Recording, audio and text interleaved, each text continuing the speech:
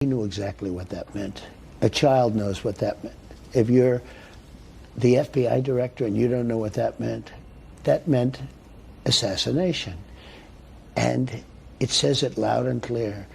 Now, he wasn't very competent, but he was competent enough to know what that meant. And he did it for a reason, and he was hit so hard.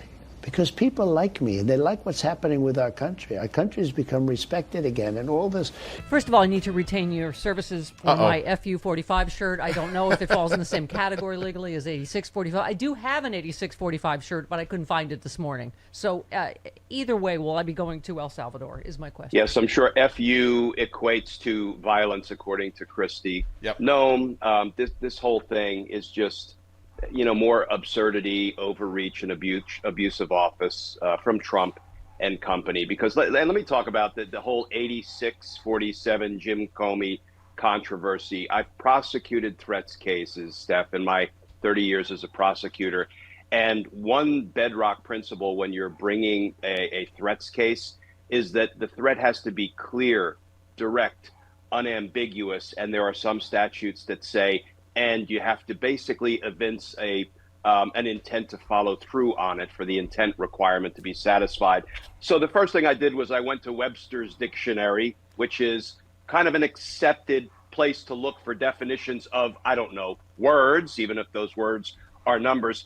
And 86 is basically refuse to serve a customer, as in you're at a bar and you've had too much to drink, so the bartender 86 is you, removes you. Right. A bouncer 86 is somebody from a club. This one I love. This is in Webster's. To eject, dismiss, or remove as if, quote, he was 86 from Twitter following the outrage from other users. A sports team is 86 if they lose in the tournament. It is not clear, unambiguous, and a direct threat or call to violence. So this is more overreach. This is more abuse. This is them trying to whip up their base to do Lord knows what to Jim Comey. Thank you. And they'll have to arrest millions of us and Amazon for all of us that bought the shirts, clearly meaning let's vote Trump out, right? The 86-45. Anyway. So there's Tulsi Gabbard on TV, I think it was this morning, calling for Jim Comey's imprisonment. This one, just in case, Tulsi Gabbard has fired 2 top intelligence officials who oversaw that recent intel assessment that contradicted Trump's assertions that Tren de Aragua, am I saying that right? Tren de Aragua. Yeah, is operating under the direction of the Venezuelan regime. Here we are in our George Orwellian times, right, where Tulsi Gabbard will fire people that contradict any of Trump's lies. You have Kristi Noem that will not admit MS-13 is not written on his knuckles, it's photoshopped, right? Yeah. We are living in George Orwell's 1984, where the example I always use is, when the government cuts rations for the people in 1984, it's chocolate rations. They cut rations and then they make statements and issue press releases that, good news, chocolate rations are up. They've been increased. That is the world in which we're living. Well, and Glenn, let's talk about, I quoted you a couple days ago when we, the whole Abrego case, Abrego Garcia case, that she was saying in the Oval Office, Fox News, whatever, you can lie. You can't lie in a court of law. So even though Trump and everybody else is going, he's never coming back. We're not, facilitating his return. In court, you can't say that. You can't go F you, judge. Yeah. We're not complying with the order. So instead, they're trying to, obfuscate, delay, say, oh, yeah, we are working on it. Well, that's a lie, but they can't just say that. Steph, that's why I said all along when Trump was being prosecuted up and down the Eastern Seaboard, that he can lie in the court of public opinion all he wants, but the minute the cases move into court, he will be convicted in a very lopsided event. And we saw that, in New York. I mean, the jury went out, they had to debate on 34 felony counts, and they convicted him in a New York minute. I mean, that is the reality of being in the court. And we're now seeing that in all of these suits that are being brought against the Trump administration. He's sending third-rate DOJ lawyers in to say all kinds of garbage and in some cases misrepresent things to the court, as Judge Sines has found.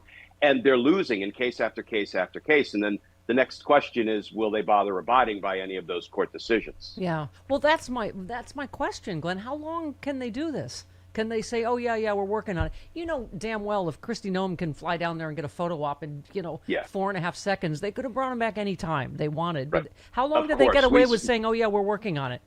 Good question. They can get away with it until the contempt process has run its course.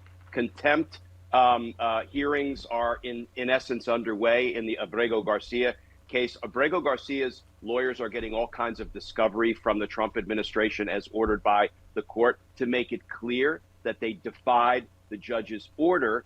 And then we will be in formal contempt proceedings when we should see Trump administration officials on trial, a summary trial for contempt and possible imprisonment if they're found to have willfully defied those court orders. Will they be in the seashell wing of whatever prison? Or okay, speaking of Trump's lies, once again he said birthright citizenship was not meant for people taking vacations to become permanent citizens of the United States, blah blah, they're all laughing at the suckers we are. The United States is the only country in the world that does this. No, there are dozens and dozens of countries. It's just he keeps telling the same lies over and over again, and then he ends, "Thank you for attention to this matter. Good luck with the important case. God bless the USA." Yes, 33 countries, just for those keeping track, offer full birthright citizens. Dozens more have mixed policies. Yeah. So, but here we are, Glenn, with this Supreme Court, where the headline is Supreme Court conservatives seem likely to let Trump's birthright citizenship restriction go into effect for now. What is your take on what's happening at the Supreme Court?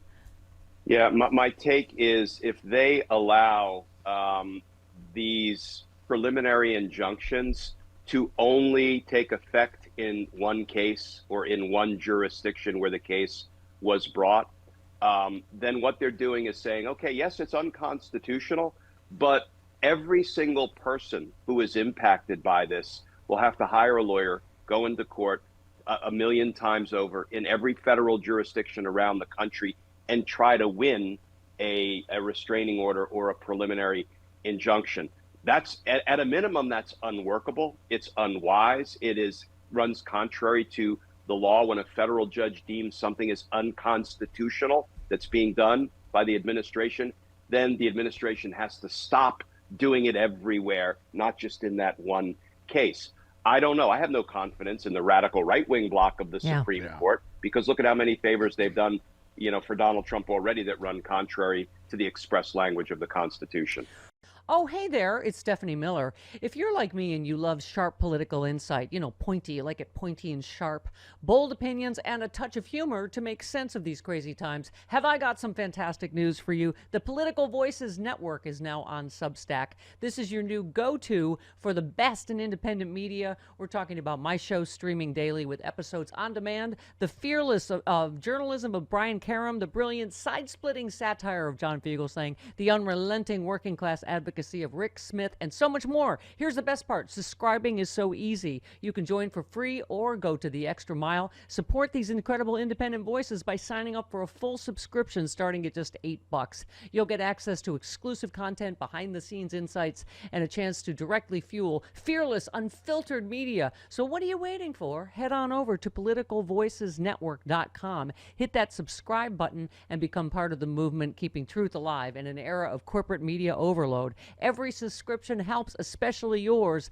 One more time, that is politicalvoicesnetwork.com. Sign up now. Do it.